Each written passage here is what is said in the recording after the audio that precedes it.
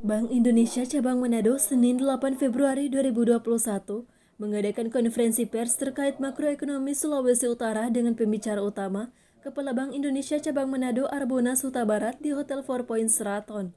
Arbonas Huta Barat, Kepala Bank Indonesia Cabang Manado, memberikan pernyataan optimis bahwa tahun 2021 ini perekonomian Sulut akan menanjak naik sebesar 4-5% pasca pandemi COVID-19 menyerang Sulut Indonesia bahkan dunia. Pernyataan optimisme Arbonas Huta Barat tersebut didasarkan kepada perhatian sangat besar pemerintah daerah kepada vaksinasi COVID-19 dan penerapan protokol kesehatan yang lebih ditingkatkan. Selain itu, ada 5 poin yang harus diperhatikan oleh pemerintah Provinsi Sulut jika ingin meraih peningkatan perekonomian yang sudah ditargetkan, yakni sebesar 4-5%. Oh, saya optimis itu. Apalagi pemerintahan baru kita ini, Pak Oli adalah praktisi ekonomi ya. Kemudian pernah juga pada posisi di parlemen ya, sebagai pembuat kebijakan ya. Sehingga saya akan percaya di tangan tokoh-tokoh seperti Pak Oli, Pak Stephen, dan yang lain-lain, ini ekonomi kita ini akan lebih baik karena mereka memiliki visi ya. Ini yang penting ya. Pemerintah daerah itu memiliki visi mengenai kemana ekonomi Sulutnya akan dibawa 5 tahun ke depan. Indikatornya apa, Pak? Indikatornya adalah capaian-capaian kita selama ini. 5 tahun pemerintahan Pak Oli sebelumnya pertumbuhan ekonomi bagus ya. Bagus antara 5-7%.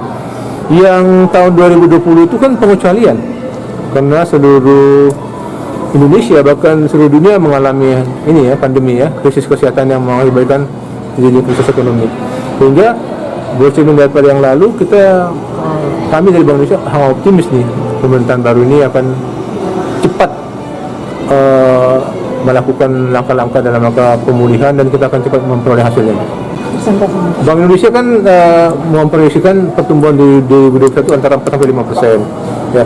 Ini kita lihat kalau tadi satu necessary condition, keberhasilan program vaksinasi dan tetap berlangsungnya 3M protokol COVID yang ketat, itu apabila itu berhasil dengan dilakukannya 5 langkah sufficient condition itu tadi, di 5 langkah, yaitu yang pertama pembukaan sektor ekonomi yang produktif dan aman, yang kedua adalah percepatan stimulus fiskal daerah, yang ketiga adalah masalah pembiayaan kredit yang harus ditingkatkan, yang kelima nanti ada masalah digitalisasi perekonomian. Itu nanti kita lihat, kami itu di Bank Indonesia itu optimis nanti pembentukan TP2DD, tim percepatan digitalisasi daerah itu juga akan mendorong ekonomi kita. Jadi sekali lagi ya, salah satu prasyarat utama adalah keberhasilan vaksin dan penerapan protokol COVID di masa-masa seperti sekarang ini. Kita terbukti ya, sektor pertanian itu masih bertumbuh kan dengan industri pengolahan kan. Ini membuktikan bahwa pertanian itu, karena di pertanian kan tidak berlaku istilah distancing kan, karena petani kan sudah memang jaga jarak kan, dan ya. Kemudian di perikanan juga demikian, sehingga yang berdampak bagi pertanian, perikanan dan perkebunan itu bencana alam tadi, apakah banjir, longsor, angin kencang di laut, itu mengganggu produktivitas. Itu pun sifatnya temporer kan, seperti bencana gejala La Nina ini kan Desember Januari saja mungkin ya. Nah, selebihnya kan akan normal kembali. Vaksinasi yang masif, protokol kesehatan yang progresif adalah kunci utama untuk landasan menuju makroekonomi Sulawesi Utara yang lebih maju lagi dengan mengandalkan 5 poin kebijakan. Pertama, pembukaan sektor produktif dan aman. Kedua, percepatan realisasi stimulus fiskal. Ketiga, peningkatan kredit dan pembiayaan kepada dunia usaha. Keempat, keberlanjutan stimulus moneter dan makroprudensial. Kelima, digitalisasi ekonomi dan keuangan khususnya UMKM.